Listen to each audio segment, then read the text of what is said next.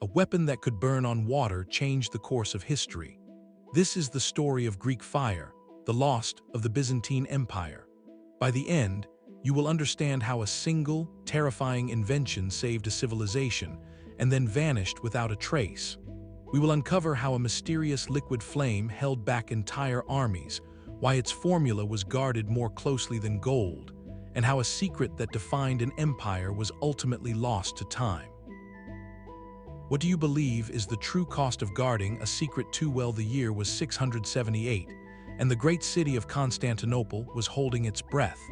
For years, the armies of the Umayyad Caliphate had pressed westward, their conquests reshaping the map. Now, a formidable Arab fleet filled the waters of the Bosporus, a narrow strait that was the city's lifeblood and its greatest vulnerability. These were not just ships, they were a floating siege engine, positioned to strangle the capital of the Byzantine Empire.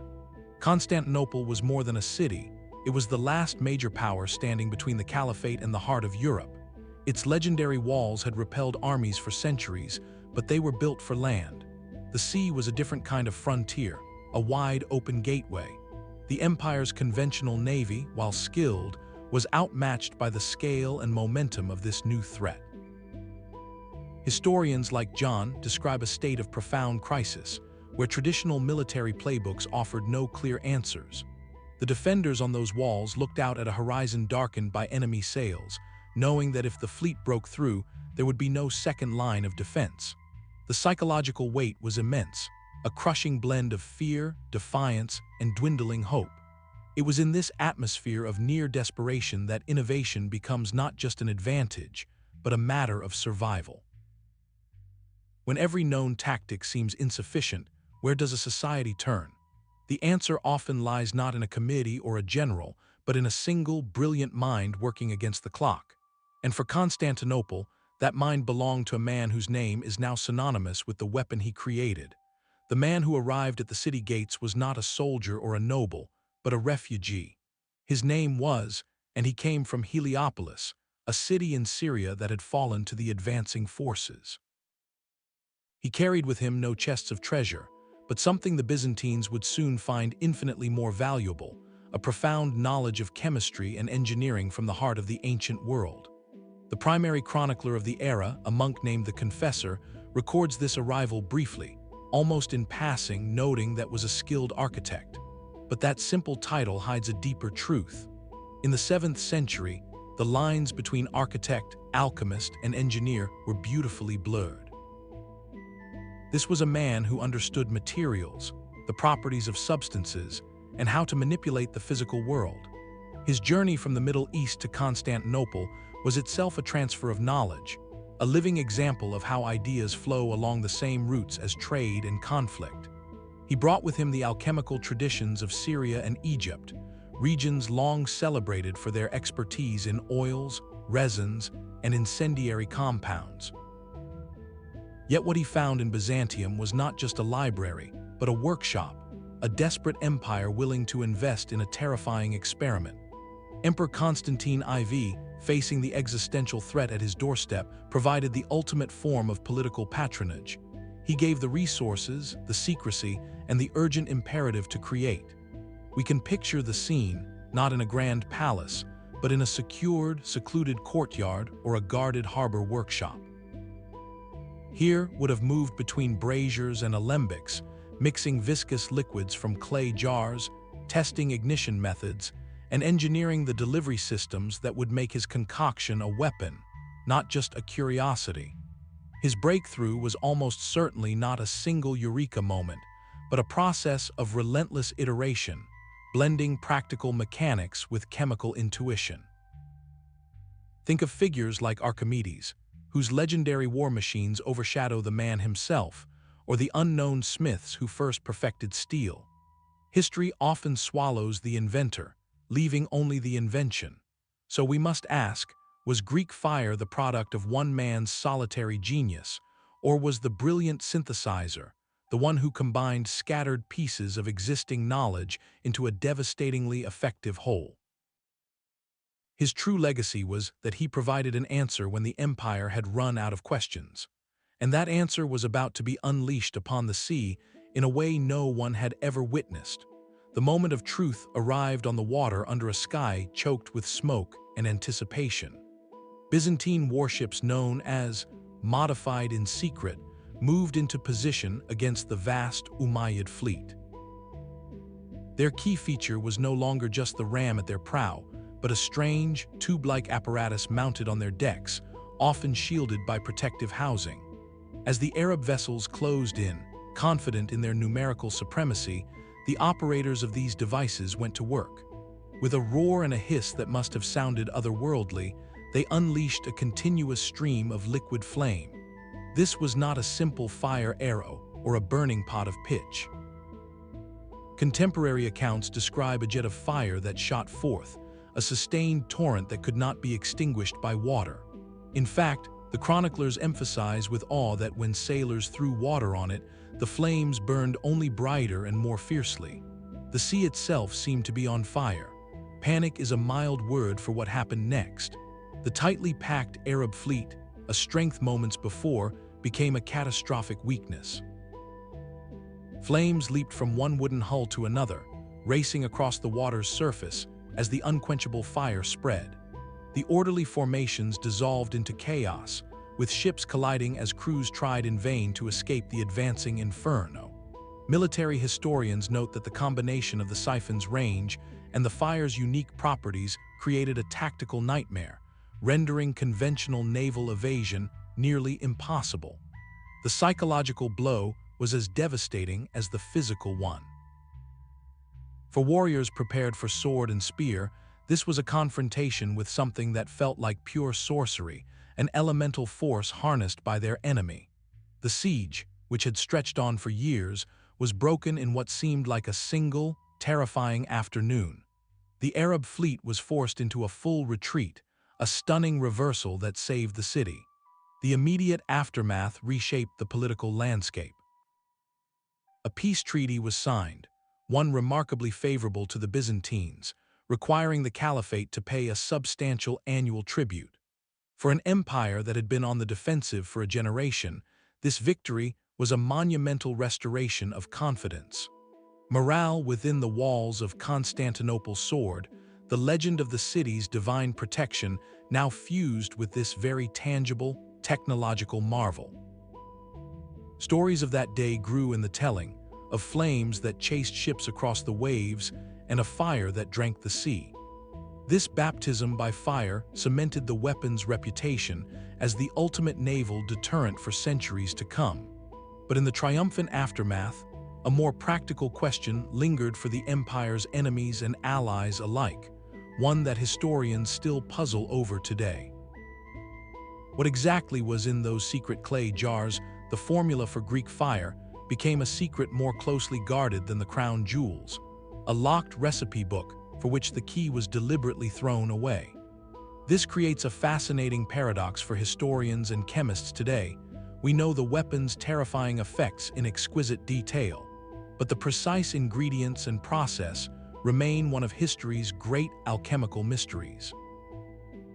The Byzantines enforced a policy of total secrecy so extreme that only a handful of people, typically the reigning emperor and a single, trusted family of manufacturers, ever knew the complete formula. Written records were either never made or systematically destroyed to prevent the knowledge from falling into enemy hands. This leaves modern researchers playing a high-stakes game of historical detective work, piecing together clues from fragmented chronicles, archaeological finds, and the laws of chemistry itself. Experts like Dr. John H. have spent years analyzing the problem, and they start with the negotiable properties the substance had to possess.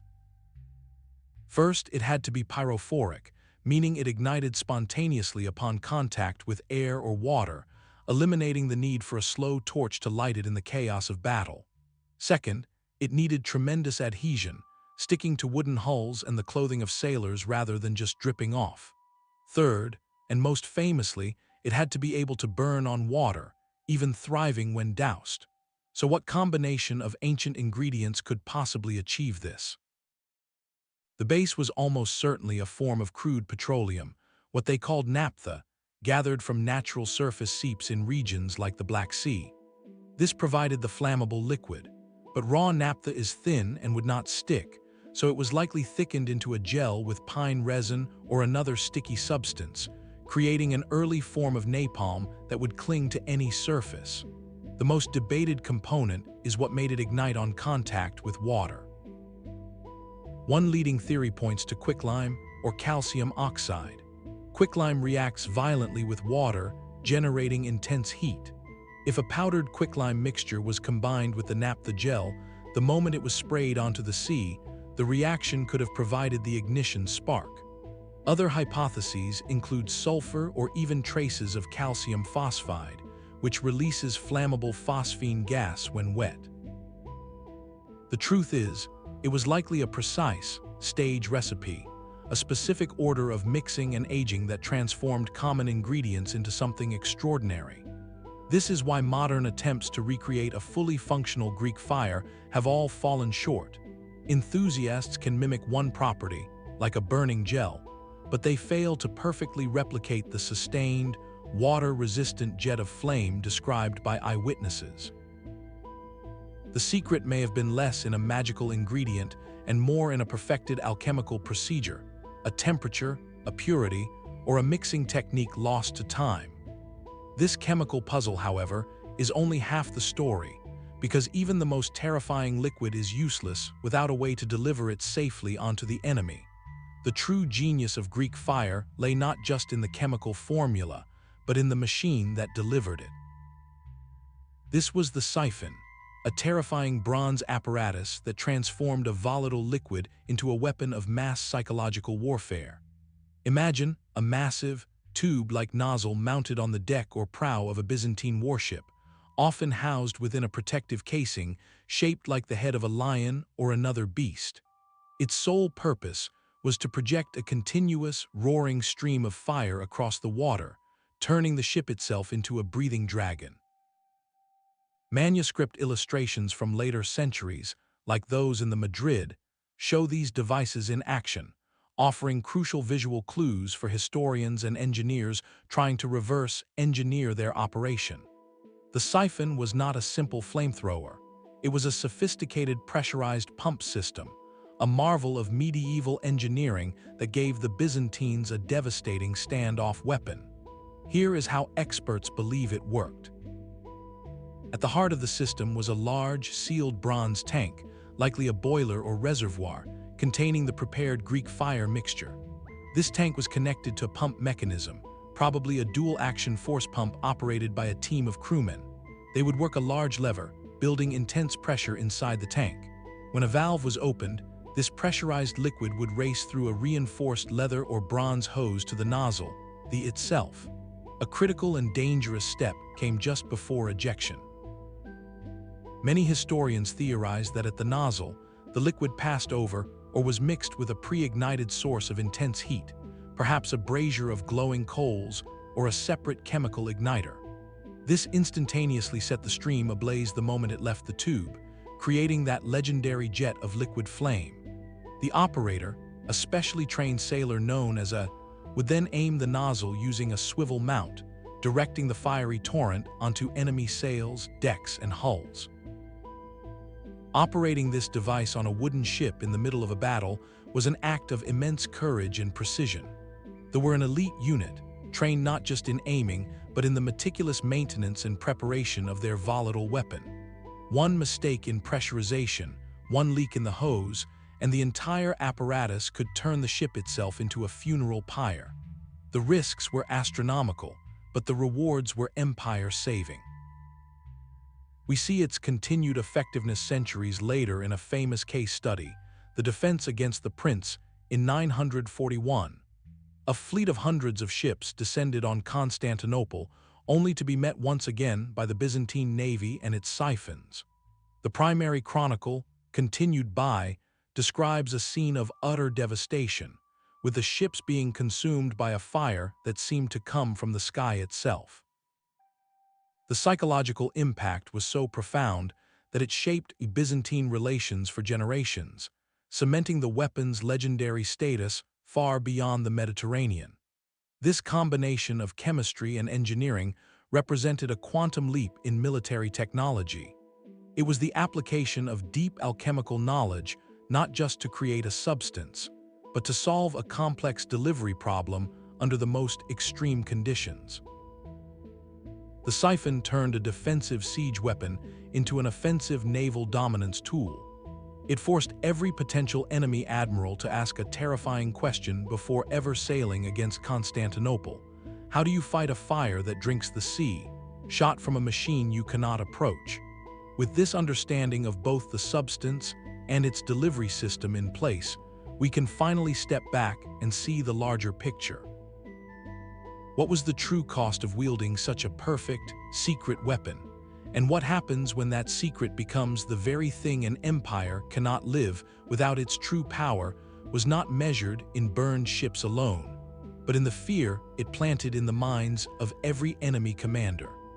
Greek fire became a weapon of psychological warfare long before the first siphon was ever primed. Its very existence, shrouded in impenetrable secrecy, cultivated an aura of supernatural invincibility around the Byzantine Empire. Historians like Judith point out that this was not an accident. It was a cornerstone of imperial strategy. The emperors in Constantinople understood that a weapon which seemed like divine intervention was a tool for shaping perception, reinforcing the idea that their rule was protected by a higher power. The mystery of the formula was a feature, not a bug. It allowed rumor and dread to do half the work of the Navy. Imagine you are an admiral planning an assault on the city. Your intelligence reports speak of a liquid that sets the sea ablaze, that cannot be put out, that is shot from bronze beasts on the decks of enemy ships. You have no blueprint for it, no counteragent, no defense beyond staying out of its unknown range. The calculus of attack shifts dramatically, the risk becomes incalculable. This psychological edge meant that for centuries, the mere threat of Greek fire could deter conflicts altogether or fracture enemy morale the moment those distinctive siphons were spotted on the horizon. Its symbolic power was woven directly into the fabric of Byzantine identity. In official art and court literature, it was portrayed not as a mere tool of war, but as a manifestation of celestial favor, a technological proof of their spiritual and cultural supremacy. The most telling evidence of its psychological impact comes not from Byzantine sources, but from the chronicles of their adversaries. Arab and Western European writers described it in terms reserved for magic or the infernal, calling it sea fire or wildfire, attributing its power to sorcery or pacts with dark forces. These were not objective military assessments. They were the recorded reactions of terror and awe, the stories told by survivors to explain the inexplicable. This transformation of a chemical weapon into a mythic force raises a timeless question about the nature of power. How much of military dominance is about physical destruction, and how much is about controlling the narrative, about weaponizing uncertainty itself? The manipulation of fear through technological superiority is a thread that runs from the siphons of Constantinople to the digital battlefields of today. The Byzantine Empire mastered this dark art, understanding that the most potent weapon is often the one your enemy believes you have, long before you ever have to use it. This carefully cultivated aura of terror was, however, the most fragile part of the entire system, a brilliant gamble that would one day reveal its fatal flaw. The Byzantine Empire treated the formula for Greek fire not as a recipe, but as a state secret of the highest order. This was a clandestine project that operated under a principle we would recognize today as extreme compartmentalization. The entire process, from the sourcing of raw materials to the final assembly of the siphons, was fractured into isolated steps, with no single person outside the innermost circle knowing the complete picture. Historical records, including imperial decrees, make the stakes brutally clear. Disclosing the secret was considered an act of treason, punishable by death. This penalty did not apply just to the individual who spoke, but could extend to their family, a terrifying deterrent designed to make betrayal unthinkable. The knowledge was locked within a tight, hereditary guild, often passed from father to son under solemn oath. Even the emperors themselves were not always privy to the full chemical process, though they controlled its deployment. Imagine the logistical ballet required to produce the weapon. One group might be tasked with harvesting crude naphtha from surface seeps in the Black Sea, another with processing pine resin in a distant forest, and a third with preparing quicklime in a separate workshop. These components would be transported under guard to a secure facility, likely within the palace complex or a fortified harbor in Constantinople. Only there, under the watchful eyes of the trusted family and imperial officials, would the final, precise mixture be prepared and loaded into the reservoirs of the warships. This system of fragmented knowledge was a masterpiece of security, but it was also incredibly fragile. It relied entirely on unbroken chains of oral tradition and unwavering loyalty. There are accounts from later centuries, as the empire weakened, of foreign powers desperately trying to pierce this veil of secrecy. Spies from the Carolingian Empire in the west and emissaries from rival states all attempted to bribe, threaten, or kidnap those in the know. They universally failed. The Byzantines had engineered a perfect informational black box, yet this raises a profound and ironic question. In building an impenetrable fortress around this knowledge, did they not also construct its tomb? When a dynasty of keepers died out without an heir, when a workshop was destroyed in a siege, or when political chaos severed those guarded lines of communication, a piece of the puzzle vanished forever. The very protocols that made the weapon invincible for centuries also made it irretrievably lost. This is the core paradox of any ultimate secret. Its power is derived from its exclusivity, but its survival is then held hostage by the same condition. The Byzantine state had mastered the art of protecting a secret in the moment, but in doing so, they may have forgotten to protect it for eternity. And as the empire's fortunes began to wane, the fate of its greatest weapon became tied to a far more vulnerable element, the stability of the civilization that created it. The true test of any weapon is not its raw power, but the doctrine that governs its use. For the Byzantine navy, Greek fire was a scalpel, not a sledgehammer, deployed with a chilling precision that turned geography into a trap. Their entire naval strategy became centered on a simple, devastating principle: lure the enemy into the narrow, confined waterways they controlled, and then unleash the fire where escape was impossible. The primary stages for this deadly theater were the Bosporus Strait and the Golden Horn, the city's protected harbor. These were not open oceans, they were maritime, where the enemy's numerical advantage meant nothing, and where a single, well-placed siphon could decide a battle. Military historians analyzing Byzantine tactical manuals describe a carefully orchestrated ballet of destruction. Equipped with siphons rarely operated alone. They were the centerpiece of a combined arms approach, supported by smaller, faster scout ships and traditional ramming vessels. The tactic was to use the threat of the flame to herd the opposing fleet, to break its cohesion.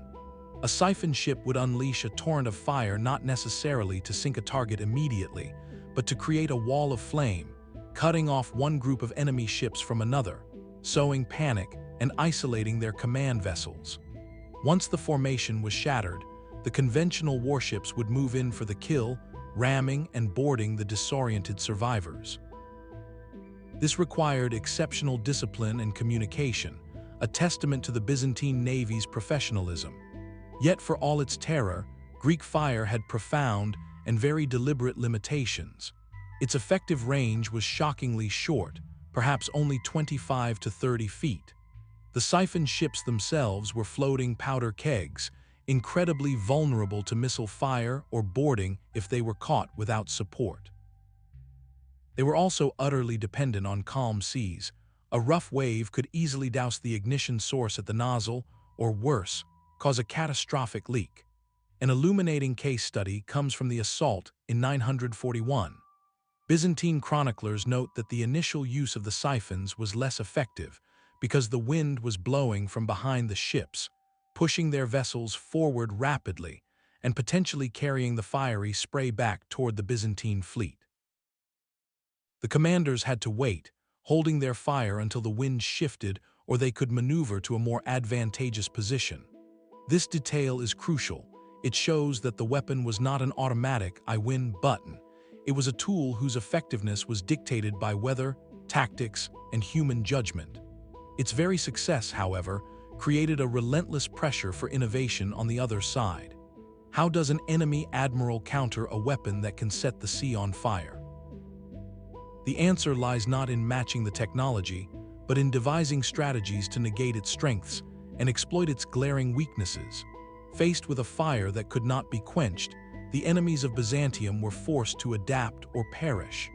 This relentless pressure sparked a remarkable chapter in military innovation. A desperate arms race fought not with matching technology, but with cunning and raw practicality. The first and most obvious countermeasure was distance. Enemy commanders quickly learned that the Siphons had a very limited range. This made long-range artillery, like catapults and ballistae, suddenly far more valuable in naval engagements. The primary target was not the enemy ship's hull, but the men operating the bronze tube on its deck. A well-placed stone or a volley of arrows could silence a Siphon crew before they ever got within firing range, transforming a terrifying weapon into a silent, vulnerable sculpture. Weather became a crucial ally.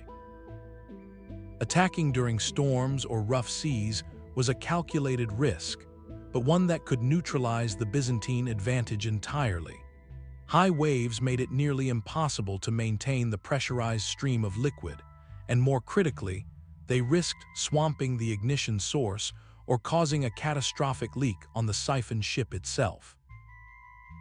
Night attacks also offered a tactical edge, as the brilliant, betraying flame of the Siphons made the Byzantine vessels perfect targets in the darkness, while also illuminating their own fleet for enemy archers. But perhaps the most fascinating countermeasures were the defensive preparations. Ancient sources, including later Arab military manuals, describe ships being coated in a layer of vinegar or sour wine. The theory was that the acidic liquid could inhibit the adhesive properties of the fire, making it slide off the treated wood more easily. Others recount the practice of covering decks and sails with freshly soaked animal hides, creating a damp, fire-resistant barrier that had to be constantly replenished. These were not perfect solutions, but they were born of careful observation and a refusal to accept a weapon as truly supernatural. The psychological warfare, however, worked both ways. Smart adversaries began training their troops not just in combat, but in resilience against terror. They circulated stories, perhaps exaggerated, of men surviving encounters with the fire, downplaying its mythical status and reframing it as a dangerous, but ultimately conventional, hazard of war. This demystification was a weapon in itself. A clear case study emerges from the later Arab sieges, particularly in the 8th century. After the shock of the initial defeats, Arab naval tactics evolved significantly. They began favoring faster, more maneuverable ships that could avoid the slow turning. They attacked in dispersed formations to prevent the fire from jumping between clustered vessels, and they perfected the use of boarding parties armed with grappling hooks, aiming to overrun the Siphon ships before they could be brought to bear. These adaptations never made Greek fire harmless, but they reduced its ability to deliver a single, war-ending blow. It became a formidable tool within a complex battle, rather than the battle itself. This eternal dance between measure and countermeasure reveals a fundamental truth of conflict. No weapon, no matter how terrifying, remains decisive forever. The opponent's mind is the ultimate battlefield, and ingenuity is the most renewable resource. For centuries, the mere legend of Greek fire had been enough to deter fleets, but once adversaries began to see it as a puzzle with solutions, its aura of invincibility began, slowly, to fade. Yet its legacy was already cemented in those early, pivotal moments when it had saved an empire from the brink. That salvation, however, came with a hidden long-term cost, one that would only become apparent as the empire itself began to change. 40 years after its debut, the empire's secret weapon faced its ultimate trial. By 717, a new and colossal Umayyad force had returned, commanded by the formidable general. This was not merely another raid, it was a total war of annihilation. Historical accounts, including those of the chronicler, describe a staggering force, with modern estimates suggesting over 100,000 troops by land and a vast fleet of perhaps 1,800 ships blockading the sea.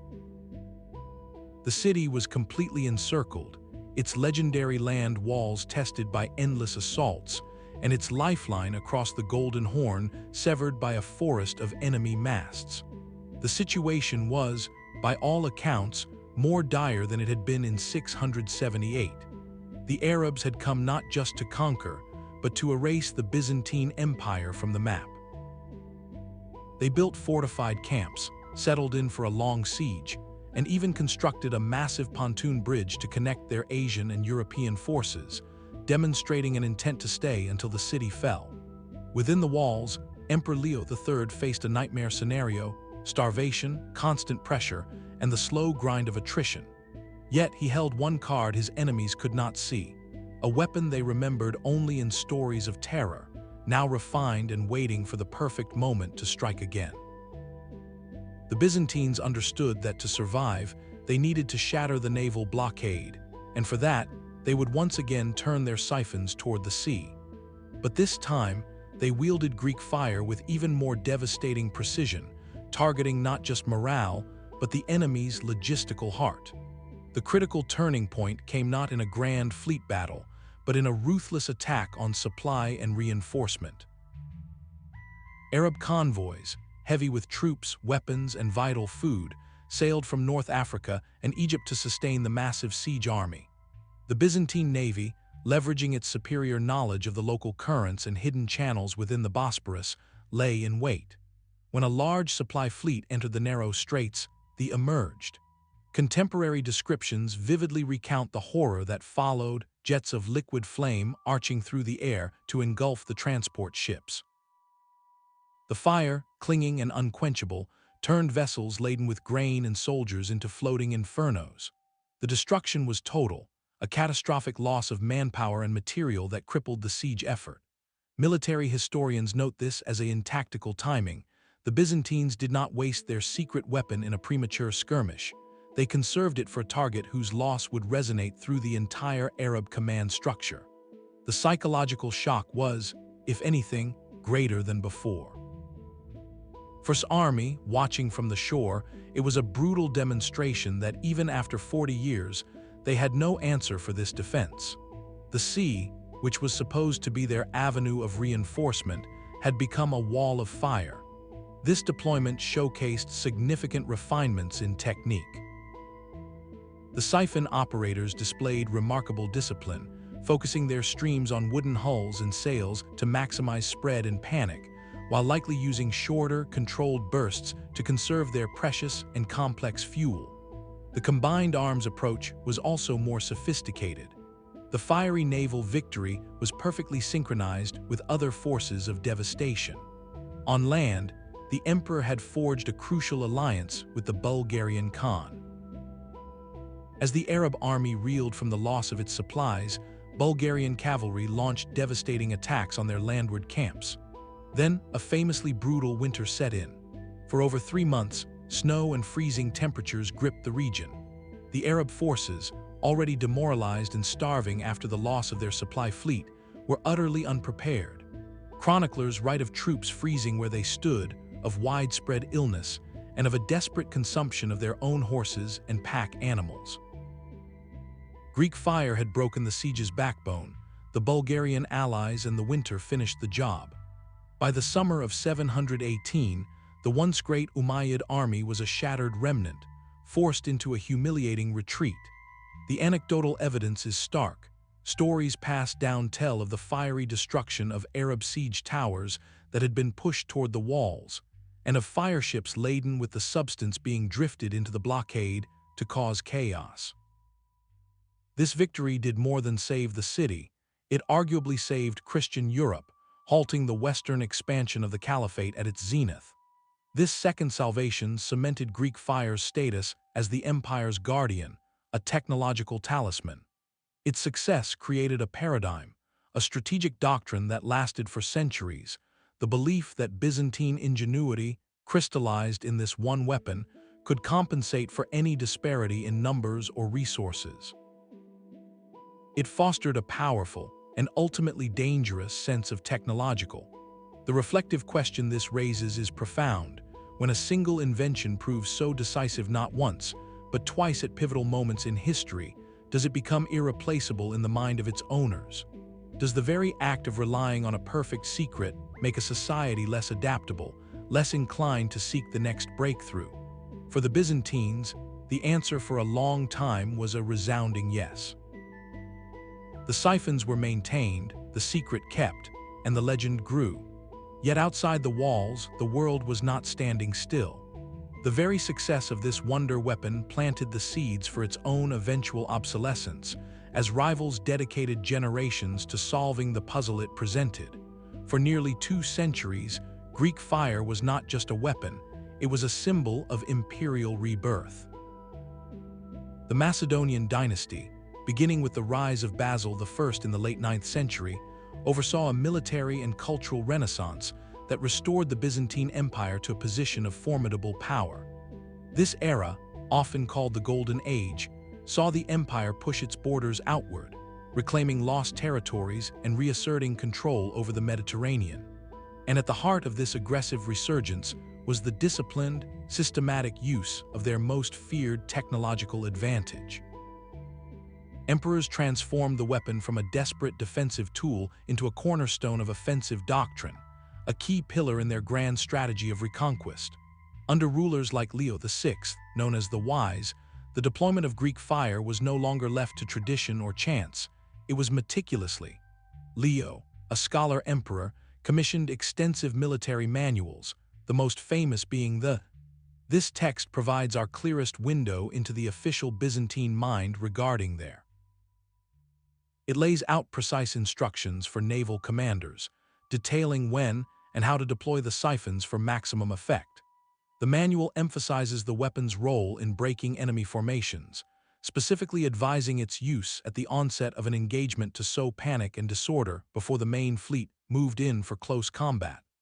This formalization marked a critical shift. Greek fire had become an integrated component of the imperial war machine, its terror institutionalized.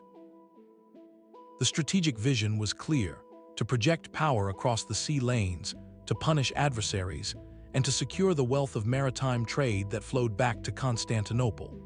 One primary target for this renewed offensive power was the Emirate of Crete.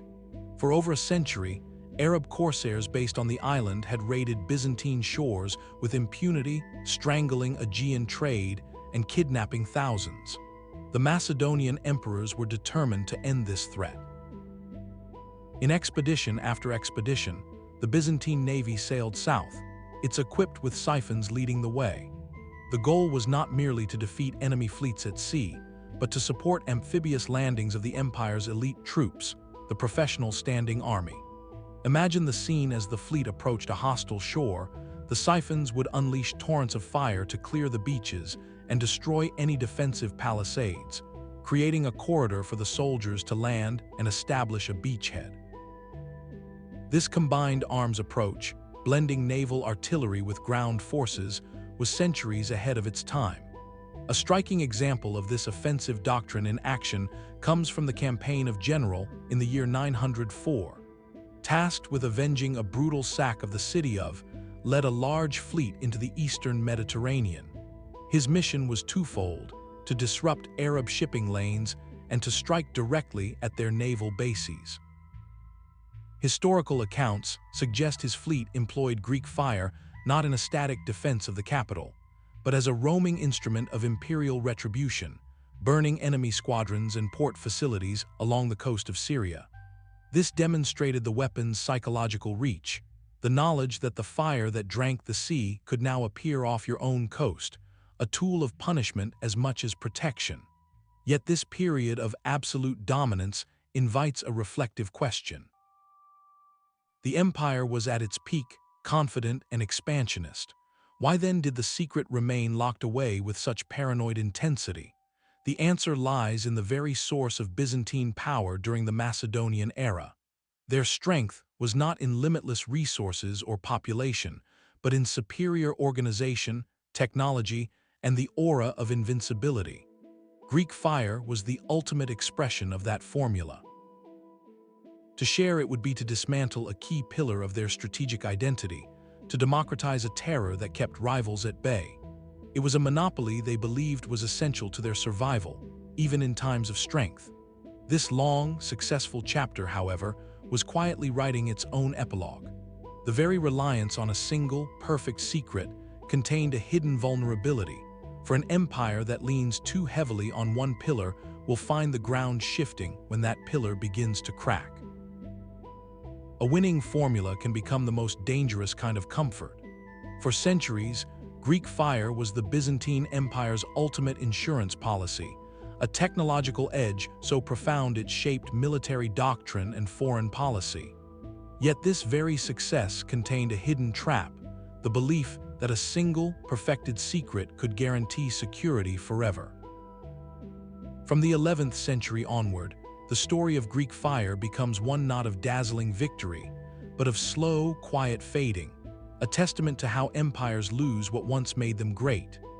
The decline was not a sudden event, but a process of institutional decay, where political neglect, bureaucratic rot, and shifting priorities conspired to let a priceless secret slip through the empire's fingers.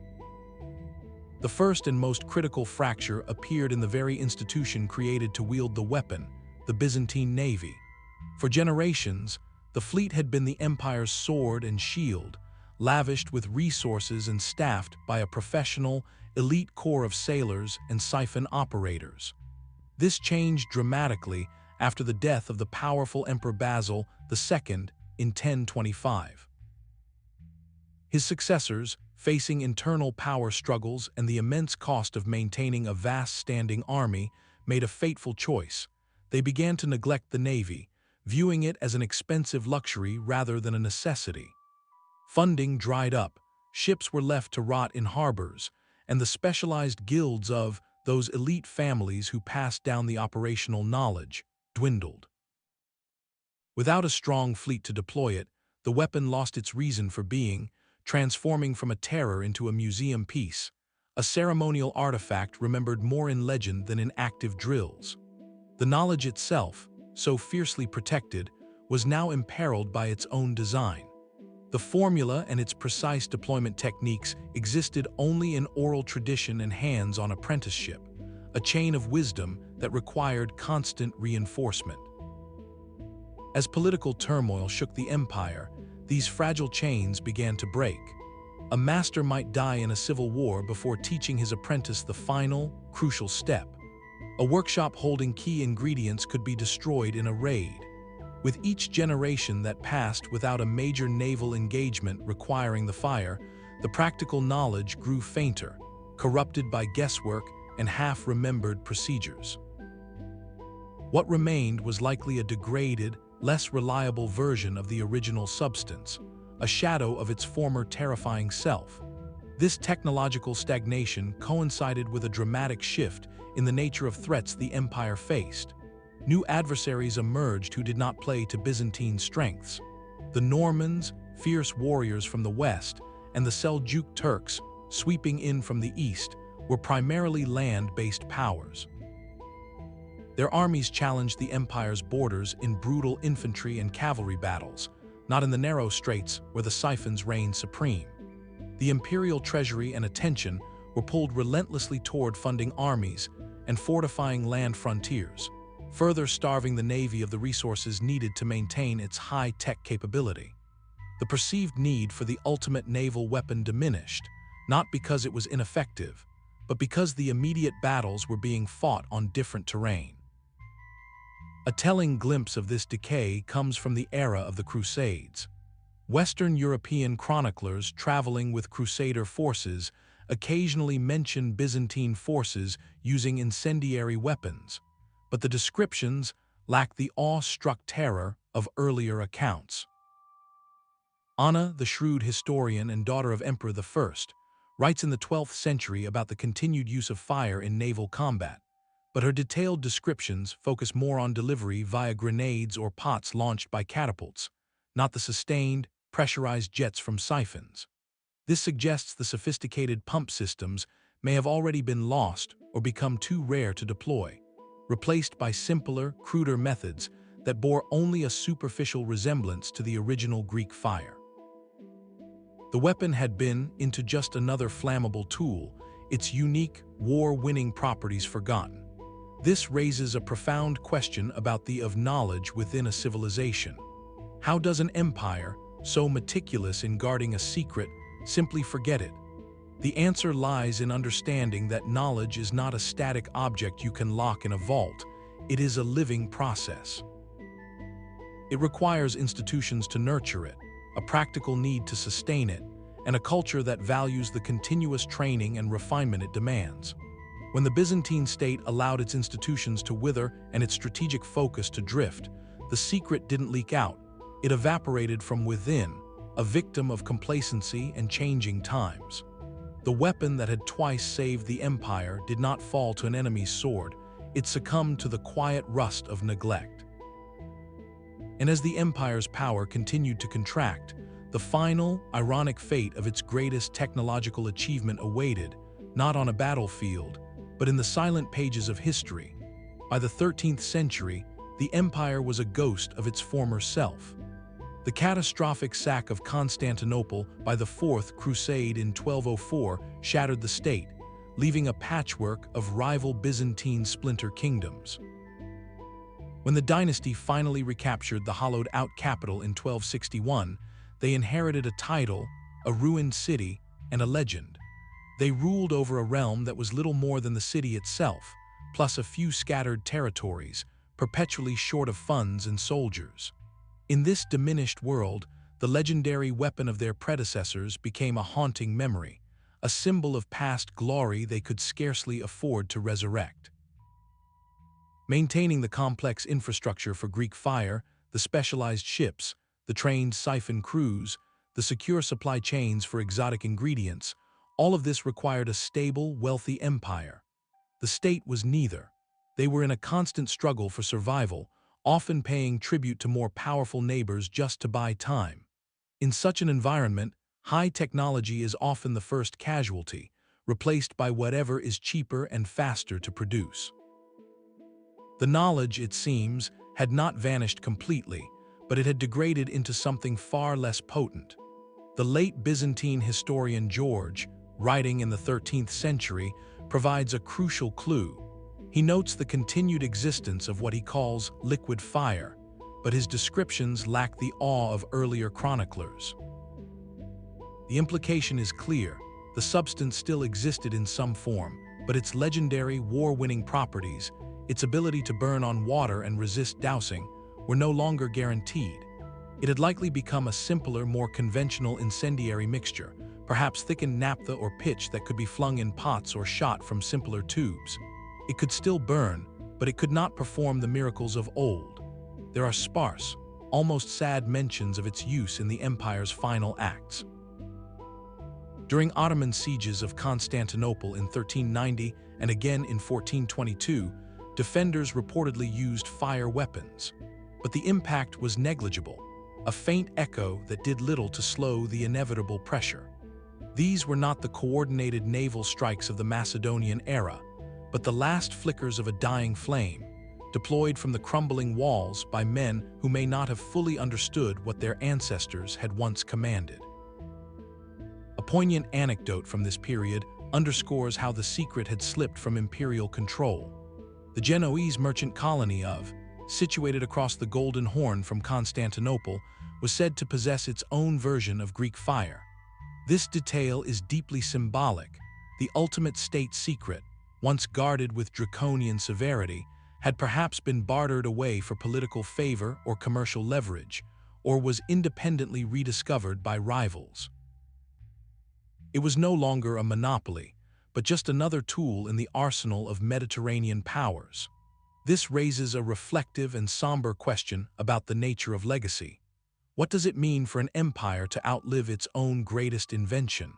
For centuries, Greek fire was not just a weapon, it was a physical manifestation of Byzantine ingenuity and divine favor, the technological heart of their identity. To see it reduced to an unreliable trick, its formula corrupted by time and neglect, is to witness the slow unraveling of that identity itself. The final fall of Constantinople in 1453 did not destroy Greek fire, for it had already been lost, piece by piece, through generations of quiet forgetting. The city's conquest merely marked the closing of the book on a story that had, in truth, ended long before. The thunder that shook the world in 1453 was not from siphons, but from cannons. As Sultan II's massive bronze guns pounded the walls, the legendary defender of Constantinople was conspicuously absent. In the empire's final, desperate hours, there is no credible account from Byzantine defenders or Ottoman besiegers of Greek fire being deployed in any meaningful way. This silence is one of history's most telling absences. The weapon that had defined Byzantine naval supremacy for 7 centuries played no part in the city's last stand. Why was this ultimate guardian missing at the moment it was needed most? The reasons are layered, each a symptom of the empire's long decline. The specialized knowledge had likely eroded beyond recovery. Even if a degraded formula existed, the elite core of Siphon operators, were long gone. More critically, the Ottoman strategy neutralized the weapon's very purpose. Blockaded the Golden Horn not with a vulnerable fleet, but by a brilliant engineering feat, hauling ships overland on greased logs to bypass the great defensive chain. This created an internal naval threat where the Byzantines had no prepared siphons. The siege was decided on land, by artillery and infantry, a domain where Greek fire offered little tactical value. Defenders were consumed with the immediate, brutal work of repairing shattered masonry under constant bombardment and manning their own limited cannons, not preparing complex fire ships. The irony is profound. Constantinople fell to the very evolution in warfare could not match gunpowder artillery. The massive, stone-shattering bombards represented a new era of impersonal, long-range destruction, while Greek fire belonged to an older age of intimate, terrifying spectacle. Its absence on the walls was a final, symbolic admission. The empire had not only lost the formula for its secret weapon, it had lost the world that weapon was designed to protect. When the walls were finally breached, the flame that once saved a civilization was already extinguished, not by water, but by the slow passage of time and the relentless turn of technological progress. What does it mean when a society's greatest symbol of power becomes a memory before its final fall for the Knights of the First Crusade? The Byzantine Empire was a land of bewildering contradictions. They had marched east to reclaim holy sites, viewing themselves as the champions of Christendom, only to find their supposed ally in Constantinople wielding a weapon that seemed torn from the pages of a dark fable.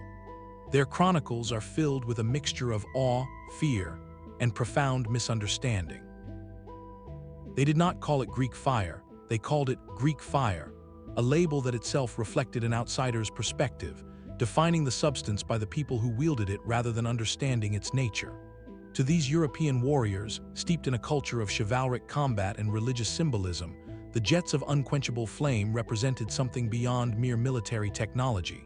In their accounts, fact blurs seamlessly into fantasy. Some described it as a form of sorcery, a devilish. Others wrote of it as a divine, or perhaps infernal, liquid that was somehow alive, chasing ships across the waves. This was not a technical analysis.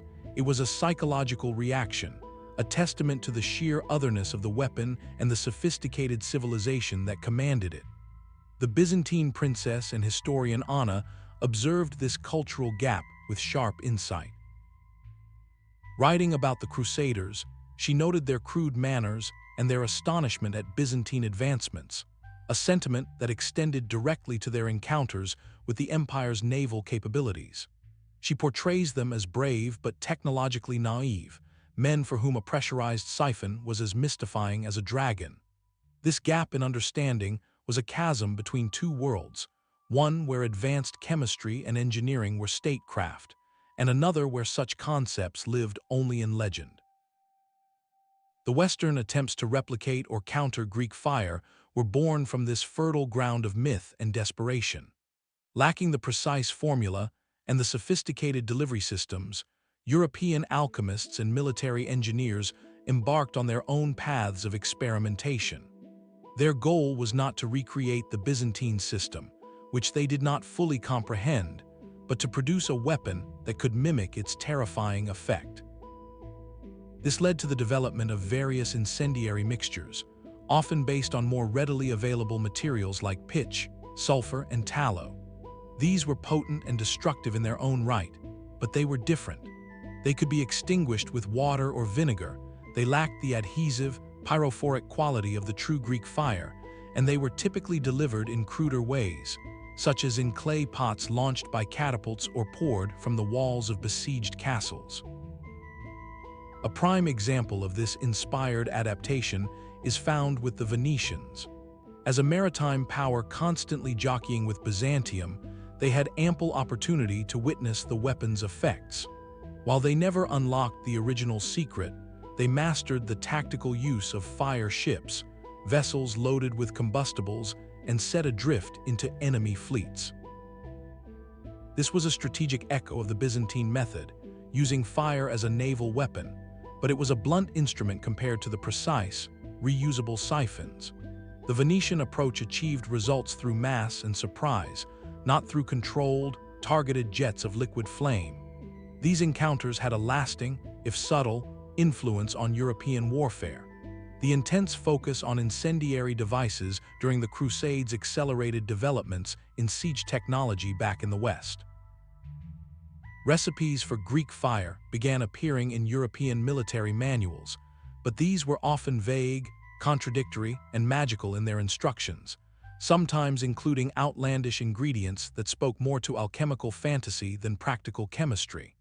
The very mystery of the Byzantine weapon fueled a centuries-long pursuit in the West, not just for a tool of war, but for a piece of that lost, advanced knowledge. This raises a poignant question about how legends travel.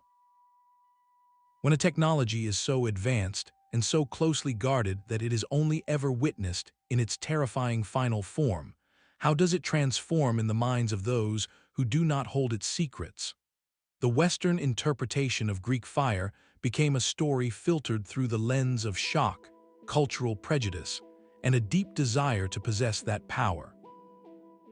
It became less a concrete historical weapon and more a symbol of inaccessible Eastern sophistication and mystery, a ghost that haunted European military thought long after the last Byzantine siphon had fallen silent. The story of liquid flame was not a solitary spark in the darkness. Across the medieval world, from the deserts of Arabia to the courts of China, alchemists and engineers were wrestling with the same elemental force, seeking to harness fire as a weapon. Greek fire stands out not because it was the only incendiary technology of its age, but because of the unique and devastating system the Byzantines built around it. To understand its true place in history, we must widen our view and see it within a global tapestry of ancient pyrotechnics. In the Islamic world, soldiers and scholars were deeply familiar with a substance they called. This was essentially refined naphtha, a volatile, light oil drawn from the same natural seeps the Byzantines used. Arab armies employed it in various ways, often using hand-thrown clay pots or catapult projectiles filled with the burning liquid to terrify enemy formations and set siege engines ablaze. Their treatises on military science, like those of the scholar Al, contain sophisticated recipes for incendiary mixtures, some even including saltpeter, hinting at the transition toward gunpowder. Yet these were primarily battlefield weapons, used in sieges and land combat. The critical difference lies in application. While Islamic armies mastered as a potent tool, the Byzantines specialized it, creating an entire naval doctrine centered on the pressurized siphon, turning a weapon of area denial into one of precise, psychological dominance on the water. Far to the east, an even more revolutionary pyrotechnic tradition was unfolding. In China, centuries of alchemical experimentation led to the development of gunpowder. By the 10th and 11th centuries, Chinese armies fielded a stunning array of fire-based weapons, but their fundamental principle was different. They utilized the explosive, propulsive force of gunpowder rather than a liquid fuel.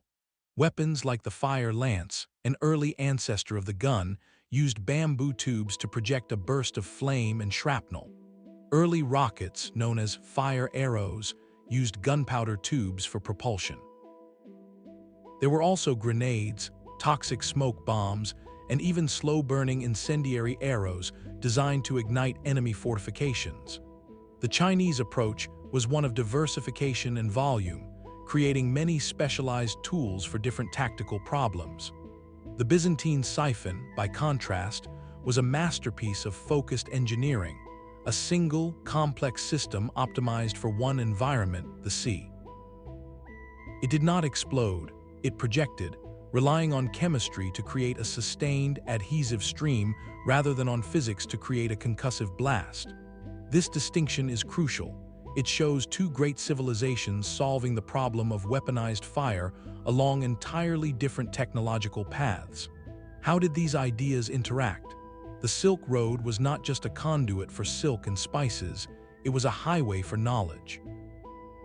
While the exact, locked formula for Greek fire never traveled, the underlying concept of liquid incendiary weapons certainly did.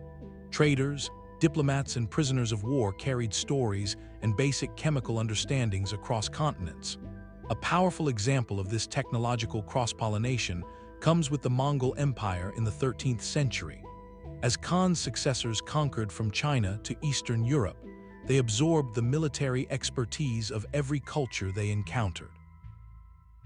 Mongol siege engines, like their massive traction trebuchets, were often used to hurl not just stones, but also incendiary pots, vessels filled with burning, quicklime, or early gunpowder mixtures. In a sense, the Mongol armies became a terrifying synthesis of Eastern and Western fire technologies, using Chinese engineering to deliver Middle Eastern and Byzantine-inspired incendiary effects against walled cities from Baghdad to Budapest. This global context makes the Byzantine achievement even more remarkable. In a world where many knew how to make something burn, Constantinople's chemists and engineers perfected how it burned, and their state constructed an entire mythology of secrecy to protect that perfection. So why does Greek fire, and not Chinese fire lances or Islamic, hold such an iconic place in the popular imagination? Its mystique is inextricably linked to its specific, world-altering impact. It is the weapon that visibly, dramatically saved a civilization not once, but twice, at pivotal moments when Western history hung in the balance. Its story is not just about chemistry, but about secrecy, survival, and the haunting image of a flame that the sea itself. That singular narrative, of a perfect secret wielded from the decks of ships against impossible odds, cemented its legend in a way that more widespread technologies never achieved. The quest to unlock its secrets did not end with the fall of Constantinople. It merely moved from the imperial workshops to the modern laboratory, where historians and chemists now collaborate as forensic detectives on one of history's oldest cold cases. This is not a search for a single ingredient, but a meticulous process of reverse engineering, a multidisciplinary puzzle where fragments of ancient text must be interpreted through the lens of modern science. Teams like the Greek Fire Research and Development Group approach the problem with a specific methodology. First, they scour every surviving Byzantine chronicle, military manual, and even enemy accounts, searching for descriptive clues about the substance's color, viscosity, sound, and behavior. Then, chemists analyze these clues against the periodic table, asking what combinations of materials available in the 7th century could possibly produce the reported effects. Finally, practical archaeologists and engineers build and test prototypes, attempting to recreate not just the fuel, but the entire delivery system, from the pump to the nozzle. The core challenge is reconciling the legendary descriptions with physical reality. The most credible modern reconstructions converge on a basic formula, a thickened petroleum base, likely crude naphtha or light crude oil, combined with a thickening agent like pine resin to make it sticky. This creates a simple, effective incendiary gel. But the true mystery, the property that defines Greek fire, is its reported ignition upon contact with water. To solve this, researchers focus on a chemical agent that could provide that spark. The leading candidate is quicklime, or calcium oxide. Quicklime reacts exothermically with water, generating intense heat. The theory suggests that powdered quicklime was either mixed into the gel or stored separately and combined at the nozzle. When the mixture hit the sea, the quicklime reaction would provide the ignition source, creating the illusion that the water itself was fueling the flames. This leads to a central debate in the Reconstruction community: was it a one-part or a two-part mixture? A one-part recipe would have all components pre-mixed in the reservoir, but this raises stability issues, as a volatile substance combined with an igniter could be catastrophically unstable on a rolling ship. A two-part system, where the naphtha gel and a quicklime slurry were kept separate until the moment of projection, seems more plausible from an engineering safety standpoint, though it adds immense mechanical complexity to the siphon design. Testing these theories is a process of controlled, sometimes dramatic, experimentation. Researchers mix batches according to historical recipes, then subject them to rigorous trials. They test for adhesion by applying the gel to wooden planks, they clock burn time on different surfaces, and most critically, they test water resistance by attempting to extinguish the burning gel with buckets of water or even submerging it. Many mixtures will burn on water, but few exhibit the vigorous, enhanced burning described by terrified eyewitnesses. The results are often impressive, producing a fearsome, clinging fire, but researchers openly admit their recreations likely fall short of the original's terrifying efficiency. This ongoing scientific pursuit forces us to confront a philosophical question: can we ever truly replicate Greek fire? Or is its power now forever split between chemistry and myth, a tangible substance whose ultimate effectiveness was amplified by secrecy, psychology, and the chaos of battle? The answer may be that we can approximate the formula, but we can never recreate the context, the first terrifying time a sailor saw the sea itself catch fire. This very gap between historical fact and legendary effect is what fuels its enduring presence in our modern imagination. A dragon breathes emerald flames onto a castle wall in a fantasy epic, and the echo of a forgotten Byzantine weapon flickers on screen. The legend of Greek fire did not vanish from history, it simply shape-shifted, escaping the pages of chronicles to ignite the imaginations of storytellers.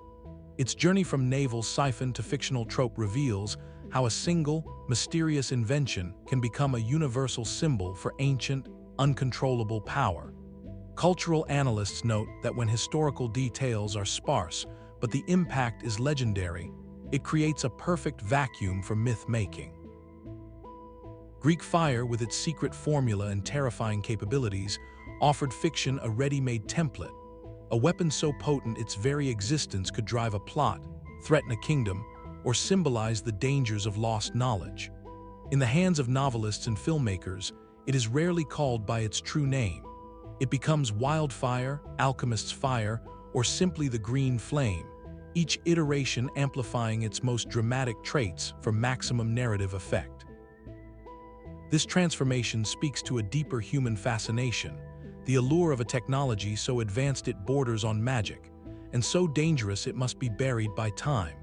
Perhaps the most direct and famous reimagining is Wildfire in George R.R. Martin's sprawling fantasy series, A Song of Ice and Fire. Here, the substance is explicitly described as a volatile, green burning liquid that clings and cannot be quenched with water. Its recipe is a closely guarded secret of the Alchemists' Guild, a direct parallel to the Byzantine guilds. But Martin takes the historical concept and turns the dial to its most extreme setting. His wildfire is not just sticky, it is highly explosive, capable of detonating with devastating force, a characteristic more akin to modern napalm or even early gunpowder than the projected stream of the original. This creative choice serves the story's themes of political intrigue and the catastrophic cost of war, where a cache of wildfire becomes a weapon of mass destruction waiting beneath a city.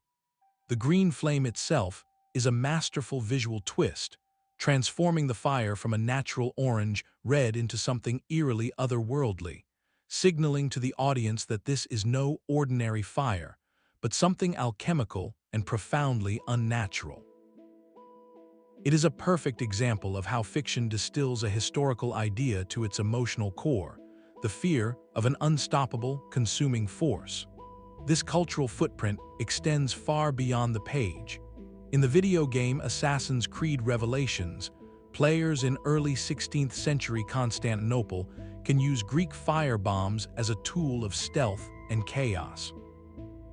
While the game grounds itself in a historical setting, the gameplay mechanics take liberties, presenting it as a reliable, throwable grenade for the player's arsenal.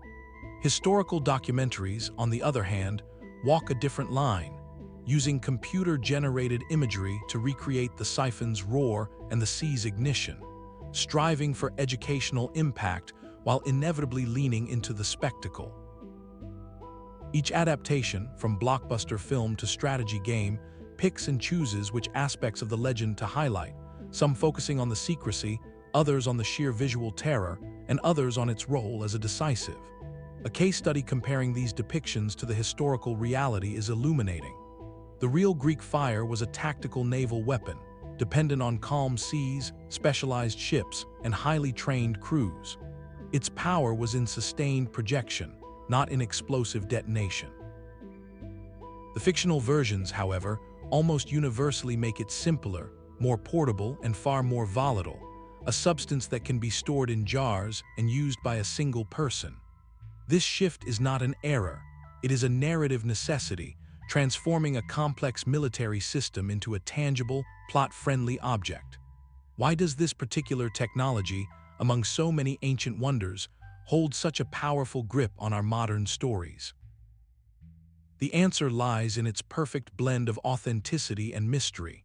We have enough historical accounts to know it was devastatingly real, yet the lost formula grants storytellers a license to invent. It represents a pinnacle of lost knowledge, a reminder that advanced technology is not a linear progression, but something that can be found, perfected, and then vanish. Its very name, Greek fire, evokes a specific, sophisticated civilization, lending an aura of ancient credibility to fantasy worlds. More than that, it taps into a primal fear, the fear of a fire that cannot be put out, an element breaking its own rules. This makes it a versatile metaphor, equally useful for depicting the horrors of war, the arrogance of playing with forces beyond control, or the fragile nature of civilization's advancements. Its journey from the Bosporus to Hollywood and beyond is a testament not just to Byzantine engineering, but to the enduring power of a great story, one where history provides the spark and imagination fans the flames into an eternal, green-burning legend. The roar of the siphon and the screams from the water carried with them a moral question that echoed through the centuries. For the Byzantines, Greek fire was a miracle of salvation, a divine gift wielded in defense of their faith and civilization. Yet for those on the receiving end, it represented something profoundly different, a descent into a new and terrifying kind of warfare that seemed to break the ancient, unspoken rules of conflict. This ethical dimension forces us to confront a challenging idea: was Greek fire history's first true weapon of mass destruction? To answer that, we must step into the minds of the people who used it and those who suffered from it, understanding the frameworks that justified its horror. Byzantine society operated under a sophisticated concept of just war, heavily influenced by Christian theology. For them, the defense of Constantinople was not merely a political or military act, it was a sacred duty. The city was envisioned as the earthly bastion of Christendom, a new Rome under divine protection. In this context, the terrifying liquid flame could be reframed not as a tool of aggression, but as a manifestation of that protection, a divine fire unleashed against the infidel besiegers. Its very unnatural properties, the way it burned on water, reinforced this narrative of celestial intervention. Using it was not an act of cruelty, but a necessary and righteous response to an existential threat, where the end of preserving their holy city justified any means required. This perspective is crucial for understanding their choices. It was a weapon born not from a desire to conquer, but from a desperate will to survive. Yet outside the walls, a very different moral judgment was being passed. Arab chroniclers who witnessed or heard of the weapon's effects wrote of it with a mixture of awe and condemnation. They described it as monstrous and unfair, a tool that caused disproportionate suffering and operated outside the bounds of honorable combat. Their framing highlights a cultural clash in the ethics of war. In the early medieval period, while warfare was brutal, there were still concepts of martial virtue, of facing an opponent with recognizable weapons. Greek fire, with its impersonal, chemical nature that consumed men and ships from a distance, violated that ethos. It removed the individual warrior's skill and courage from the equation, replacing it with a faceless, technological terror. Some Western crusaders later echoed this sentiment, viewing it as an even demonic form of sorcery. This raises a pivotal question for any era: where do we draw the line between legitimate defense and the infliction of excessive horror, even when survival is at stake? To gain a clearer perspective, we must place Greek fire alongside the other tools of its time. Was it uniquely immoral? The medieval arsenal was filled with brutal instruments designed to break sieges and shatter morale. Trebuchets, the siege engines of the age, were not only used to throw stones. Historical accounts from conflicts across Europe and the Middle East describe them hurling decaying animal carcasses, pots of quicklime, or other foul materials over city walls, with the intent to spread illness and poison water supplies. The goal was to weaken a population through fear and disease, a form of biological warfare that targeted combatants and soldiers alike. In comparison, Greek fire was a tactical, battlefield weapon, primarily directed at military targets, enemy ships and their crews. While its effects were visually and psychologically terrifying, its scope was limited to the immediate engagement. This uncomfortable comparison does not absolve its horror, but it contextualizes it within a period where the boundaries of acceptable warfare were already fluid and often transgressed. Modern military ethicists analyzing these events note a recurring theme: the introduction of any weapon that causes indiscriminate or particularly agonizing suffering prompts a moral reckoning. The terror inflicted by Greek fire, the specific nature of a fire that could not be escaped by jumping into the sea, pushed against those ancient boundaries. It forced contemporaries to grapple with the same dilemmas we face today with advanced technologies. Does a new weapon's effectiveness in securing survival outweigh the profound human cost it inflicts? The Byzantine answer was a resounding, pragmatic yes. Their civilization endured because of that choice. This leaves us with a legacy not just of chemical ingenuity, but of a timeless ethical puzzle. The story of Greek fire compels us to look beyond the brilliant flame and into the shadow it casts, a shadow where the celebration of life-saving innovation is forever intertwined with the silent echoes of the suffering it caused. The weapon saved an empire, but it also asked a price of the empire's soul, a price measured in the morality of the flame. A weapon can become the soul of a nation. For the Byzantine Empire, Greek fire was far more than a naval tool.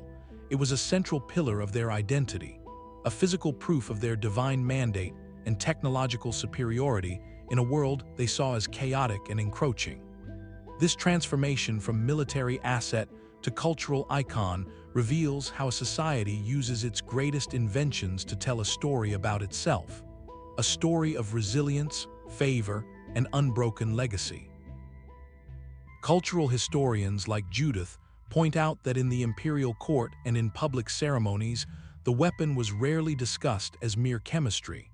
Instead, it was framed as a celestial gift, a manifestation of God's protection for the new Rome, the last bastion of true civilization. This narrative was not accidental propaganda, it was a core tenet of statecraft. By linking the fire's miraculous properties to divine will, the emperors their own legitimacy, both to their subjects and to rival powers. It answered a profound psychological need, transforming a frightening technology into a sacred talisman, a symbol that the empire was not just surviving, but thriving under a special covenant. The message was clear: our walls are strong, our faith is pure, and our fire is proof that heaven fights on our side. This symbolic weaving reached its most poetic expression in the realm of faith. The famous hymn, a profound liturgical song of praise to the Virgin Mary, composed in gratitude for the salvation of Constantinople in 626, later absorbed the memory of later deliverances. While not naming Greek fire directly, its vivid metaphors of divine protection against besieging fleets and fiery deliverance would have resonated deeply with congregations who knew the stories of 678 and 717. In the Byzantine mind, the military victory and the Marian intervention were inseparable. The Siphon became an instrument of the Theotokos herself. This fusion of the spiritual and the technological created a powerful cultural bedrock, where every naval victory reaffirmed their cosmic role. We see this official story cemented in art. The Madrid manuscript, a 12th century chronicle of Byzantine history, includes illuminations that are not simple recordings of events, but deliberate statements of imperial power.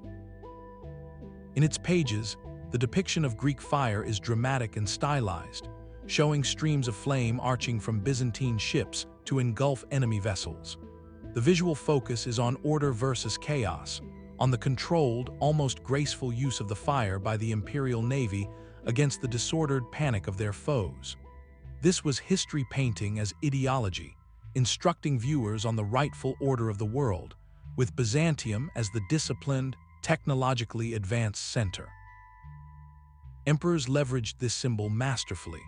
To domestic audiences, displays of the Siphon in harbor exercises or mentions in court panegyrics reinforced the image of a strong, innovative, and divinely supported ruler. To foreign ambassadors, the implied threat of the weapon served as a silent, powerful negotiator, often making costly wars unnecessary. The weapon's reputation did the diplomatic heavy lifting, allowing the empire to project power far beyond its actual naval reach. It became a currency of deterrence, where the myth was as valuable as the substance. This raises a reflective question about the legacy of nations. How does a civilization's defining technology shape how it is remembered long after its political power has faded? For the Byzantine Empire, the memory of Greek fire has become inseparable from its image of sophisticated, resilient defiance. While the empire ultimately fell, the symbol of its guardian flame burned on in history, literature, and art, ensuring that its story would be one not merely of conquest and loss, but of brilliant, enduring ingenuity. The true power of the symbol was that it could survive the very substance it represented, outliving the empire it was built to protect. The secret of Greek fire was not just a recipe, but an empire. Its power depended on a vast, hidden network of supply lines, guarded workshops, and specialized labor, a logistical machine as complex as the weapon itself. To visualize this, we must move beyond the flash of battle and into the quiet, dangerous world of its creation. Every component had to be sourced, transported, and combined under the strictest secrecy, turning a chemical formula into a sustained military capability. The primary ingredient, crude naphtha, bubbled up from natural oil seeps far from the capital. Major sources were in the Crimean region on the Black Sea and in areas of the Middle East under Byzantine control or influence.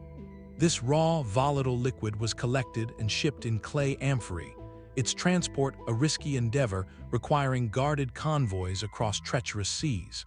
Then came the thickening agents. Pine resin, harvested from forests in Anatolia or Greece, was boiled down into a sticky tar. Quicklime was produced by burning limestone in kilns, a process requiring significant fuel and careful handling to avoid contamination.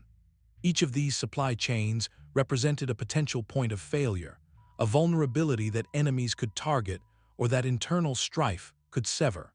Economic historians analyzing imperial ledgers from later periods note the immense cost. Maintaining the specialized ships, with their reinforced decks and bronze siphons, was a major naval expenditure. But the real hidden cost was human, sustaining the hereditary guilds of chemists, armorers, and the elite. These were not conscripts, but highly paid professionals, their loyalty secured through status and privilege, making the entire program a constant drain on the imperial treasury. The production itself was almost certainly centralized within the walls of Constantinople, likely in a secured compound near the harbor of the Golden Horn. Here, the dangerous alchemy took place.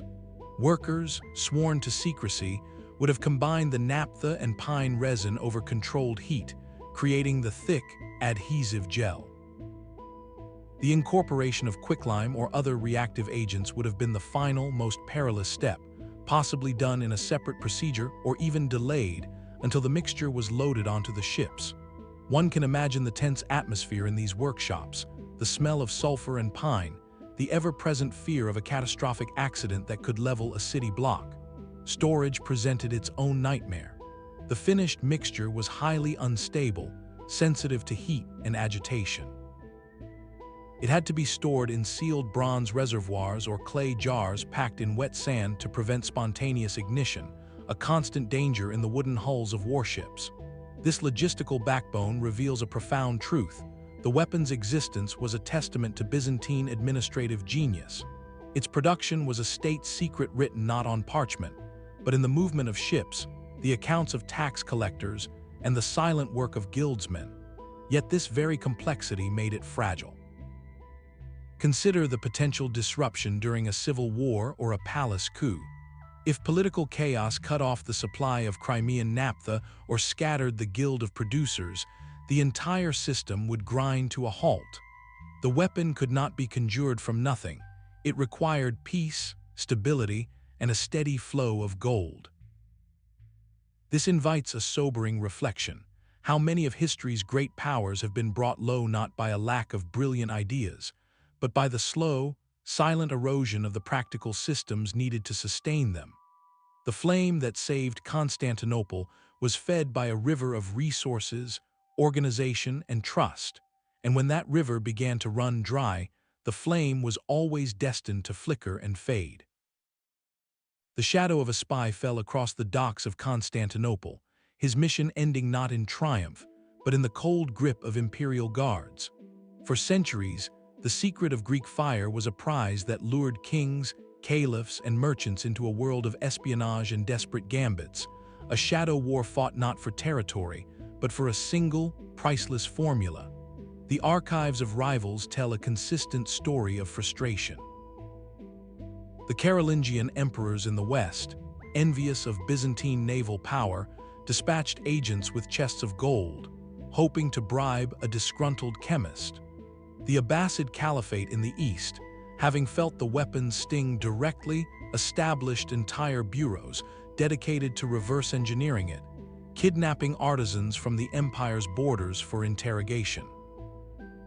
Later, the shrewd merchant republics of Venice and Genoa, whose fortunes depended on the sea, employed networks of informants within the city's harbors, watching for any slip in protocol. Diplomatic letters from these eras are filled with coded references and veiled inquiries, a paper trail of longing for a technology just out of reach. They tried every method, from covert observation of naval exercises to the outright purchase of what was promised to be a sample, only to find themselves holding a jar of common pitch. Each attempt met the same end: failure. The reason was not a lack of effort, but the profound sophistication of the Byzantine security system. They had designed a perfect informational black box. Knowledge was not stored in a single scroll, but fragmented across an entire ecosystem. The man who harvested the naphtha did not know the resin ratio. The mixer of the gel did not understand the ignition trigger. The siphon operator knew how to aim, but not how to brew. This compartmentalization meant there was no single person to bribe or kidnap who held the complete key. Even if a rival state managed to acquire a list of ingredients, they lacked the precise alchemical process, the temperatures, the aging, and the mechanical engineering of the pressurized pump. The secret was not a recipe, it was a living, guarded institution. There were, of course, rumors of success. Some chronicles suggest the Bulgarians used a form of Greek fire against the Byzantines themselves in later centuries.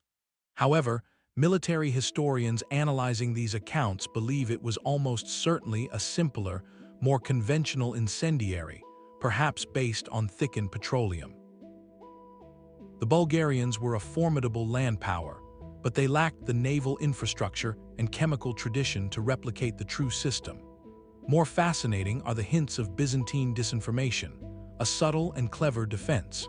It is possible that imperial agents, aware of the spies in their midst, deliberately leaked false formulas, sending rival alchemists down costly and dangerous dead ends, wasting years perfecting a mixture that would fizzle pathetically on contact with the waves. This raises a compelling historical puzzle. With so many intelligent, powerful entities dedicating generations to the task, why did they all fail? Was the eventual loss of the secret merely a tragic accident, a dynasty of keepers dying out in some forgotten war? Or was it, in a darker sense, the inevitable conclusion of protecting something too well? When knowledge is made so exclusive, so fragile, and so dependent on a single, stable civilization, its survival is tied to that civilization's own permanence. The very protocols that made the secret also made it unsustainable. Each failed plot from a foreign power, each intercepted spy on the docks, was a testament to Byzantine ingenuity, but also a step closer to a future where no one, not even the heirs of the empire, would remember how to wake the dragon. That bronze siphon was more than a weapon, it was a prophecy. By turning the ship itself into a platform for projecting terror at a distance, the Byzantine navy sketched the blueprint for the future of warfare at sea. Naval historians point to a profound conceptual leap, the shift from the intimate chaos of ramming and boarding to the calculated standoff attack. Before Greek fire, naval battles were decided by the strength of oarsmen and the courage of marines leaping onto enemy decks. The siphon changed the equation, introducing the idea that a ship's greatest power could be a specialized weapon system mounted on its hull, designed to break formations and shatter morale long before physical contact. This was not merely a new tool, it was a new way of thinking about the warship, transforming it from a transport for soldiers into a mobile artillery platform. The tactical objectives remained strikingly consistent for centuries: to disrupt the enemy's order and instill panic, creating opportunities for the rest of the fleet. The fiery stream that chased ships across the water served the same fundamental purpose as the iron ball that would later smash through their timbers, to project decisive force from a position of relative safety. The lineage is clear. From the aiming his bronze nozzle to the gunner sighting down a cannon barrel, both are specialists operating a complex weapon system that defines their vessel's primary function. This dedicated approach, where the ship, its weapon, and its specially trained crew formed an integrated unit, prefigured the design of every major warship to come. Consider the classic ship of the line in the Age of Sail, its identity and its rank in the fleet determined by the number of cannon ports lining its broadside. This was the logical evolution of the Byzantine principle, scaling a single, fearsome weapon system into dozens of standardized guns. Even the tactical descendants are evident. The fire ship, a vessel loaded with combustibles and set adrift into an enemy fleet, became a staple of naval warfare for 1,000 years after Constantinople's fall. While a blunt instrument compared to the precise siphon, it pursued the same goal, using fire as a standoff area denial weapon to break blockades and scatter tightly packed formations. The very fear that Greek fire implanted in the medieval mind, the terror of an inescapable naval conflagration, fueled a relentless pursuit for other ways to sink a ship without coming alongside it. This raises a pivotal question for the history of technology. How often does a revolutionary idea first appear not in its final, perfected form, but as a brilliant, fragile prototype?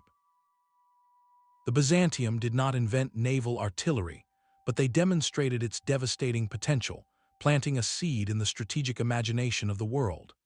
They proved that control of the sea could be won not by the strongest rowers, but by the most innovative engineers. That lesson, written in fire on the water, would echo through the ages, waiting for the chemistry of flame to be succeeded by the physics of gunpowder, and for the dragon's breath to be replaced by the thunder of the broadside. The water would burn for hours after the battle, a greasy, black smoke hanging over the strait. While chroniclers recorded the victory, they left no account of the aftermath, of what happened when the last siphon fell silent and the sea itself had been a weapon. From our modern perspective, we must consider the immediate, localized cost of this wonder weapon, a hidden chapter of environmental and historical impact written in soot and chemical residue. The short-term ecological consequences in a confined waterway like the Bosporus would have been severe, if temporary. A burning stream of thickened petroleum and reactive chemicals does not vanish harmlessly. It creates a toxic blanket on the water's surface, consuming oxygen and releasing acrid fumes. Marine life in the immediate area, from fish to seabirds, would have perished, either from the intense heat or from the poisoning of their habitat. Coastal zones, where the flaming residue washed ashore, would have been left scorched and polluted, a blight on the local ecosystem that might take seasons to recover. Environmental historians, while cautious due to the lack of direct data from the period, use models from later maritime disasters to infer the scale. They suggest that a major engagement using Greek fire would have turned a stretch of the strait into a dead zone, a sacrifice made in the brutal calculus of urban survival. The air for miles around would have carried the stench of burnt pine resin and sulfur, a palpable reminder of the price of deliverance. This localized destruction, however, was the catalyst for a historical impact of almost unimaginable scale. By repelling the Arab sieges, Greek fire did more than save a city, it preserved an entire historical trajectory. The Byzantine Empire continued as a powerful Christian Bulgar state, acting as a political and military buffer between the expanding caliphate and the fragmented kingdoms of Europe. For several more centuries, it held that eastern frontier, shaping the flow of ideas, trade, and conflict. To understand the magnitude of this, we must engage in a counterfactual, a what-if of profound proportions. What if the Arab sieges of the 7th and 8th centuries had succeeded? If Constantinople had fallen in 678 or 717, the map of Europe would have been redrawn with astonishing speed. A victorious Umayyad Caliphate, with its capital now straddling the Bosporus, would have had an open gateway into the Balkans and beyond. The emerging states of Western Europe, still reeling from the collapse of Roman authority, would have faced a unified, expansionist power from both the south and now the east. The cultural and intellectual consequences are staggering to contemplate. Consider the libraries of Constantinople, repositories of 1,000 years of accumulated knowledge. They housed not only Christian theology, but vast collections of ancient Greek and Roman texts on philosophy, science, medicine, and law. Many of these works had already been lost in the West. Their preservation in Byzantium was a fragile thread. Had the city fallen during those early sieges, these libraries likely would have been dispersed or destroyed in the sack, their contents lost forever. The later translation movements that passed Greek knowledge back to medieval Europe via the Islamic world and Byzantium might never have occurred, or would have had far less to work with. The very foundations of the Renaissance, which drew so heavily on recovered classical texts, could have been irreparably undermined. This forces a difficult, reflective balance. We must weigh the acute, localized suffering and ecological damage of those fiery battles against the colossal, centuries-long ripple effects they produced. Is the preservation of a civilization, with all its subsequent cultural legacy, worth the scorched waters and the silent cost to a coastline. History rarely offers us clean answers, only complex legacies of cause and effect. The immediate footprint of Greek fire was one of ash and brine, but its ultimate archaeological footprint is far more subtle, written not in the sediment of the Bosporus, but in the very course of Western history itself. The silt of the Golden Horn holds centuries of secrets, but it refuses to give up this one.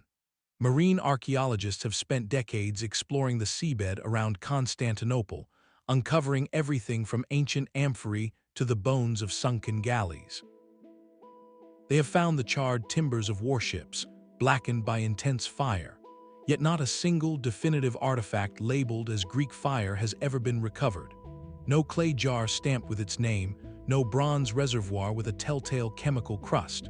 This profound archaeological silence is, in itself, a powerful clue. It speaks directly to the very nature of the weapon and the society that created it. The reasons for this absence are as layered as the sediment on the harbor floor. First, consider the ingredients themselves. The core components, crude naphtha, pine resin, quicklime, are all organic or highly reactive substances. Over centuries underwater, they would decompose, dissolve, or chemically transform beyond recognition.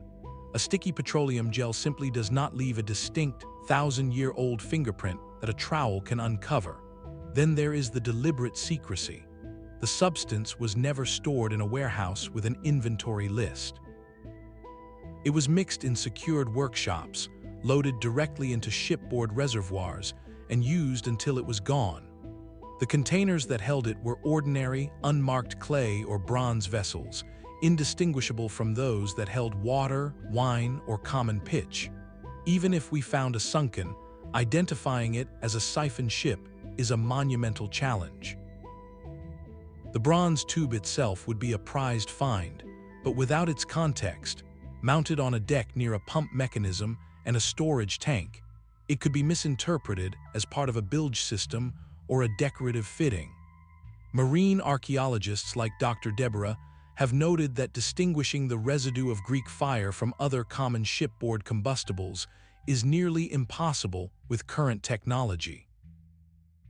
A black carbonized layer on wood could be from the weapon, or it could just as easily be from a cooking fire, a lantern spill, or the ordinary tar used to waterproof seams. The evidence is tantalizingly ambiguous. This has not stopped the search. There is a persistent hope among researchers that future advances in chemical residue analysis, perhaps using techniques that can detect the faintest molecular signatures of specific organic compounds, might one day provide a breakthrough.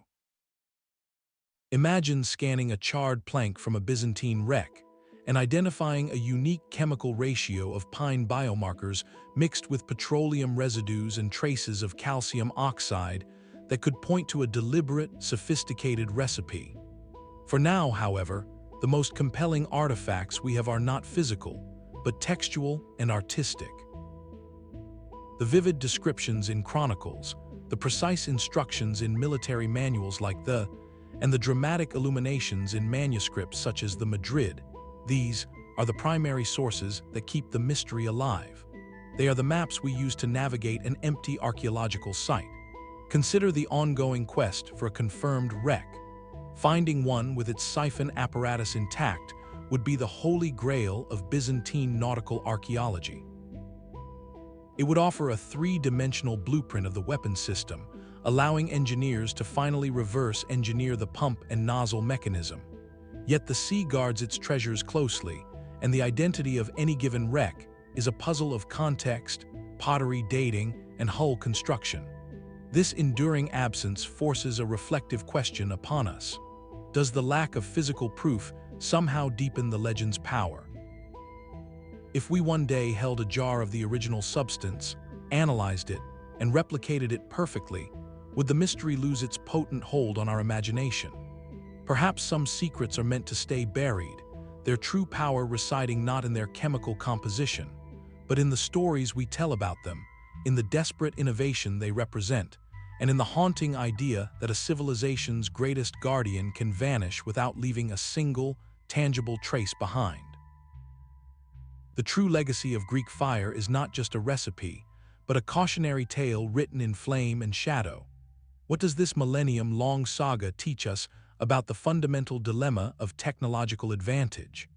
At its core, the story presents a stark paradox. Extreme secrecy can guarantee a civilization's survival in the short term, while simultaneously ensuring its greatest innovations are lost in the long term. Historians of technology, like Dr. Alex Rowland, point to this as a classic case of the security versus sustainability trade-off. The Byzantines mastered the art of protecting their intellectual property with a system so effective it was impenetrable for centuries. Yet that very system, built on oral tradition and compartmentalization, contained no backup, no redundancy. When the political and economic structures that supported it began to fray, the knowledge evaporated from within. This forces us to confront a difficult balance. How does a society protect a critical advantage without walling it off from the very processes of learning, adaptation, and renewal that keep knowledge alive? The weapon's history is a profound lesson in technological dependency. For generations, it was the empire's silver bullet, a single solution that shaped naval doctrine, foreign policy, and even cultural identity. This created a form of strategic brittleness, a condition where over-reliance on one supreme tool can make an entire system vulnerable to change. When the nature of warfare shifted, when enemies adapted, and when internal crises diverted resources, the empire found itself leaning on a pillar that had quietly turned to sand. The lesson here is not against innovation, but against the illusion that any innovation is permanent. A sustainable advantage requires not just a breakthrough, but a culture that can replicate it, improve upon it, and eventually replace it. This speaks directly to the mechanisms of institutional memory. The Byzantine guilds were a powerful way to transmit hands-on skill, but they were fragile, susceptible to disruption by war, plague, or simple lineage failure. Modern organizations, from corporations to governments, face eerily similar challenges with critical expertise. The loss of Greek fire underscores the vital importance of documentation, of creating training pipelines that do not rely on a single chain of individuals, and of fostering communities of practice rather than isolated masters. An illustrative parallel can be drawn to contemporary debates over encryption algorithms or the secrecy surrounding advanced weapon systems. The core tension remains identical. How open should a foundational technology be to ensure it can be scrutinized, improved, and preserved by a broad community, versus how closed must it be to prevent adversaries from turning it against you? The Byzantine answer was absolute closure, a choice that brought centuries of security but ultimate oblivion. Our modern answers are more nuanced, but the stakes are no less real. Reflective questions naturally arise from this ancient narrative. In our own era of rapidly evolving cyber threats and tightly held scientific research, where do we draw the line between necessary secrecy and dangerous isolation? How do we build systems that are both secure and resilient, that can protect a secret today without burying it forever? The story of Greek fire, stripped of its flame and smoke, is a deeply human story about the power and peril of knowledge itself. It reminds us that our greatest creations are not just tools, but responsibilities, requiring not only genius to invent, but wisdom to sustain. That final silence in 1453 speaks volumes. It tells us that the greatest inventions are not immortal. They are born in a moment of need, they shine with a terrifying brilliance, and then, like the last ember of a once roaring fire, they cool and fade into the earth. Our journey has followed the arc of this lost marvel, from the desperate genius of a refugee named to the last, quiet flicker against the walls of a dying empire. We have seen this liquid flame save a civilization not once, but twice, turning the very sea into a weapon and weaving itself into the identity of Byzantium. We have traced its slow fade from a war-winning system to a corrupted memory, and watched its legend escape into our stories and our games. This was never just a chemical weapon, it was a symbol of resilience in the face of oblivion, a catalyst that forever changed how we fight on the water, and a profound, thousand-year lesson in the fragile stewardship of knowledge. The story of Greek fire asks us to look beyond the simple categories of winner and loser. It invites us to see the full, complex tapestry, where threads of brilliant innovation are woven with strands of profound secrecy, and where the price of survival is measured in both triumph and moral cost. It reminds us that history's most captivating mysteries are often not about what was buried and later found, but about what was once held in human hands, perfected to an impossible degree, and then, through the slow turning of centuries, simply let go. The true legacy of this Byzantine flame is not in a jar of liquid or a blueprint for a siphon. It lives in the questions it leaves burning in our minds. How do we protect our most powerful ideas without burying them forever? What does it mean to build a civilization around a single, perfect secret? And when that secret is finally lost, what part of the civilization's soul vanishes with it? If this journey into the heart of a historical mystery has sparked your curiosity, we would love to hear which enigmatic chapter of the past you think we should explore next. Share your thoughts below, and for more journeys into the shadows of history, be sure to subscribe. The fires of discovery are always waiting to be rekindled.